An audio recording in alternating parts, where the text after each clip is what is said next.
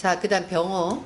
병호 자체는 뭐예요? 이게 완전히 이게 양인이고 이게 제왕이잖아요.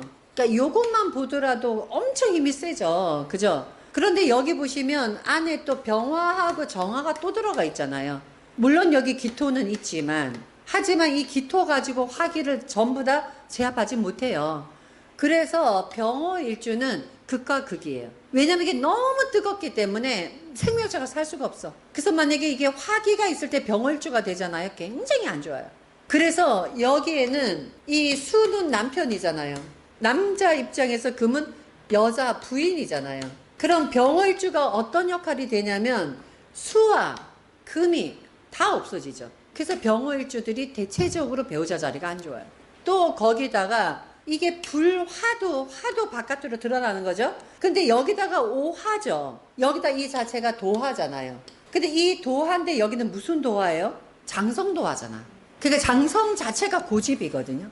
그래서 병호가 있게 되면 우리가 보통 얘기하는 여자 보고 왜 백말띠라고 얘기하잖아요. 이거는 병호입니다. 근데 우리가 백말띠는 뭐 팔자가 어쩌고 저쩌고 얘기 많이 하죠. 그때 백마는 하얀 말이라는 건데 그렇게 되면 경호가 되거든요. 근데 소위 말하는 말띠 여자 운명 세다는 병호예요. 예, 왜냐면 이게 불이 세니까 불을 확 불어버리면 완전히 물이 다 날아가 버려요. 예, 그래서 경오가 백말이지만 백말띠 사주 팔자 세다는 것은 병호인데 요즘엔 그렇게 안 보죠. 오히려 요즘은 활력이 세죠. 여자가 활력이 세니까 뭐예요? 바깥에 나가서 일을 아주 잘하는 여자가 되죠. 그래서 병호일주들이 여자가 거의 대부분이 예, 집에서 일하는 여자가 별로 없어요.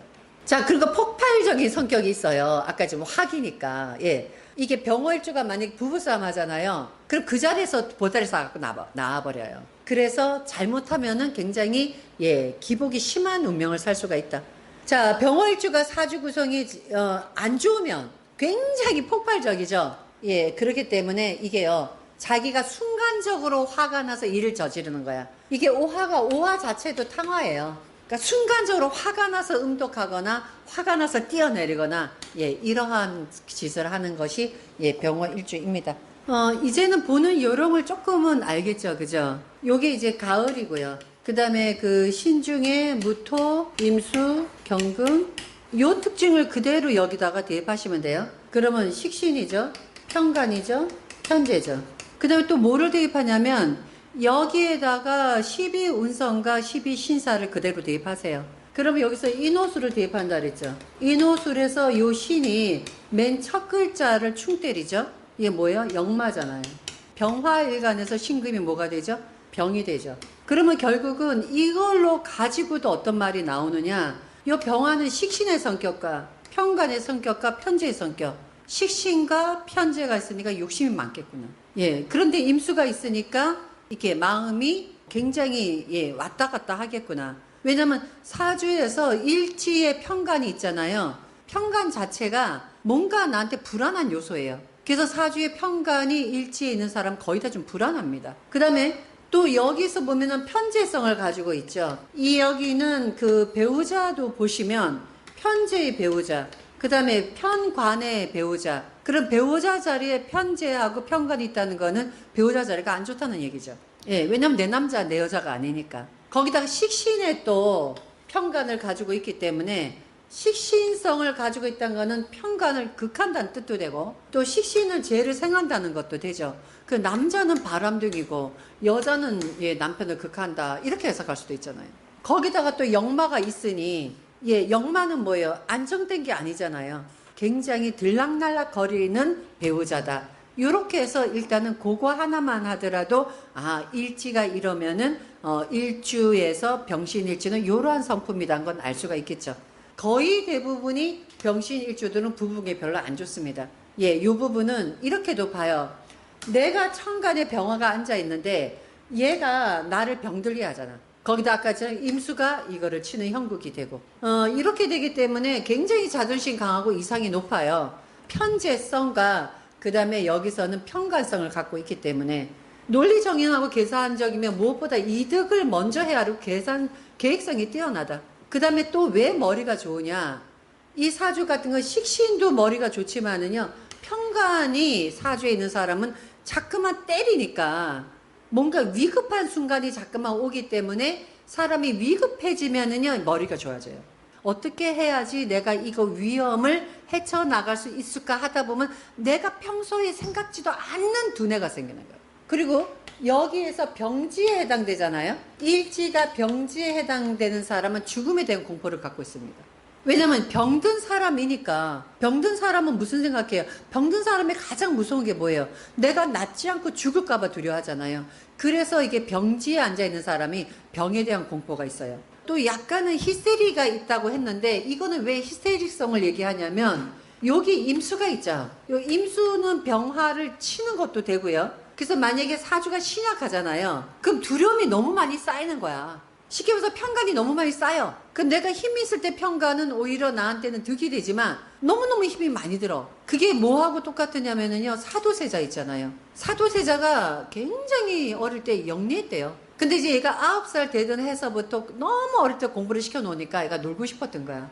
영조는 그 놀고 싶은 사도세자 마음을 이해를 못했던 거예요. 그때부터 얘가 훈육이 시작되고 얘를 굉장히 막 완전히 막 이렇게 아버지가 억누르고 막 그렇게 하다 보니까 나중에 사도세자가 저는 왜 그렇게 사도세자가 뒤지안에 죽었나 했더니 얘가요 약간 정신 이상으로 사람을 100명을 죽였더라고요. 예, 그리고 이 사람이 그 강박관념이 있어서 옷을 입는 걸 굉장히 싫어했대요. 왜냐면 옷이 자기의 구속을 하잖아요. 이렇게 관복이 자기 구속하잖아요. 그러니까 아버지의 구속력이 싫다 보니까. 그래서 요게 병신일주에 사주에 수가 많잖아요. 그러면은 편간이 나를 치고 들어오니까 두렵다 보니까 오히려 그것이 정신병으로 나타나요. 그래서 이제 히스테릭한 그러한 이제 성격을 가지게 된다. 그래서 이제 여기 병신일주의 특징은 여러분이 여기 병이 되고 역마가 있고 그 다음에 이런 기질이 있다. 요것만 간단하게 일주로는 간단하게만 아세요. 너무 깊이 들어가지 마세요. 자, 그 다음에 병술. 병화일간이 무엇을 깔고 있느냐. 여기 술 중에 뭐죠? 술 중에 신금, 그 다음에 정화, 무토 이렇게 깔고 있죠. 그럼 여기서 보시면 요게 정제잖아요. 요게 겁제고 요게 비견이죠. 그럼 요거는 정제의 성격과 겁제의 성격과 요게 이제 비견의 성격이 동시에 있기 때문에 그러면 겁제를 가지고 있어서 굉장히 자존심 강해요. 겁제를 갖고 있으니까 남한테 굉장히 지기 싫어해요. 예, 그러면서 또 뭐를 가지고 있느냐? 이게 묘가 되잖아요. 예, 묘가 되면서 이게 화계가 되죠. 그래서 속으로 들어가 있지만 요게 겁제의 어떤 폭발성. 그래서 병술일주가 폭발성을 가지잖아요. 그 굉장히 왜 하나하나 따지고 들어가는 예, 그런 성향 갖고 있는 이유가 왜냐면 식신에다 정제가 있어서 또 거기에다가 여기 술토인 개죠. 개의 가장 중요한 특징은 주인한테 충성한다는 거거든요. 이런 성향을 가지고 있어서 주어진 임무를 성실하게 예, 수행한다. 그 다음에 겁지하고 식신이 있어서 착하고 너그러우며 깨끗한 성품을 가진 사람이 많다 했는데 요건 좋을 때예요. 요게 왜 깨끗한 성격이라고 했냐면 왜 자존심이 강한 사람들은 치사한 거 싫어하잖아. 누가 뭐 나한테 어떻게 한다 그래서 그 사람들 아부 떨거나 싫어하죠. 그래서 깨끗한 성격이라 말한 거예요. 겁재성 때문에. 그렇지만은 이거는 또 뭐를 가지고 있냐면 이 병술 자체가 묘잖아요. 묘니까 소심한 것도 동시에 있다고. 그래서 소심해서 대인관계가 부족해요. 겁재가 있어. 꼼꼼해. 그런데 묘야. 그 남한테 지기 싫어해. 그러면서 뭐예요? 소심한 거가 있어. 그 남한테 선뜻 다가가지 못하겠죠. 그래서 대인관계가 그렇게 깊지는 못한 것이 요것이고. 자, 그 다음에 병술일주에서는 또 뭐가 있냐면은 자, 병화가 술토를 만난 거거든요. 근데 이 술토는 정화의 고기 때문에 이게 조열한 토죠. 수분이 전혀 없어요. 거기다 신금을 가지고 있죠. 신금은 뭐예요? 이렇게 굉장히 예리한 거예요. 그래서 이렇게 되게 되면 굉장히 메마른 성격이기 때문에 여유가 없어요. 그래서 병술일주가 굉장히 화토가 많잖아요. 그러면 굉장히 조급하고 폭발적이고 이렇기 때문에 여기도 마찬가지로 대인관계에서 굉장히 조심해야 되죠. 또 하나는 이 병술이 이게 백호살이거든요. 백호살이 있다는 거는 일주 백호잖아요. 이게 일주 백호는 나한테 백호살이 있다는 거예요. 옛날에는 백호가 하얀 호랑이라서 호랑이한테 물려간다 이거였어요. 근데 지금은 이게 뭐냐면 이게 차사고예요. 그래서 이제 일주 백호에서는 오히려 차로 인해서 내가 문제가 생길 수가 있다. 예, 그래서 교통사고하고 재난을 조심해야 되고요. 그 다음에 개수가 술토 이렇게 봐야 되고요. 그 다음에 또 뭐예요? 예, 신금이 술토 이렇게 봐야죠. 보는 방법이. 개수가 술토를 만나게 되면 요거는 쇠가 돼요. 그 다음에 신금이 술토를 만나게 되면 뭐가 돼요? 관대가 돼요. 그러면 이게 음가는 관대가 양인살이에요. 양가는 재앙일 때 가장 여기는 살성이 세져요. 근데 여자는 언제 살성이 가장 세지냐면은 뭔가 약간 힘이 세려고 할 때 여자가 양인이 가장 세요. 그래서 이렇게 되면 이걸 어떻게 표현하냐면 병술일주의 남자는 부인이 굉장히 자기 고집이 세서 남편 말 잘 안 듣는 여자 만나는 거예요.